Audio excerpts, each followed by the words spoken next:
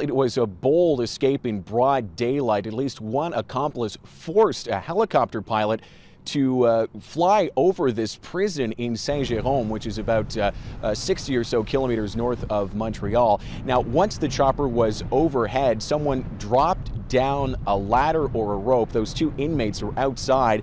They managed to grab onto the rope and quite literally fly away. Now, we have learned the names of the two suspects, the two inmates who managed to flee, 33-year-old Danny Provençal and Benjamin Hudon Barbeau, a 36-year-old with reported ties to the Hells Angels. Now, once Hudon Barbeau was had escaped from prison, he managed to call a radio station here in Montreal, tell them he had been shot in the calf. He said this is not going to end well and that he was, quote, ready to die. Now, once police tracked down the helicopter that was used in that escape, they found the pilot inside. He was taken to hospital, treated for shock, and he was able to give his version of the story to police. They surrounded a wooded area about 50 kilometers away from the prison looking for the two inmates. They managed to find those two inmates as well as at least two accomplices.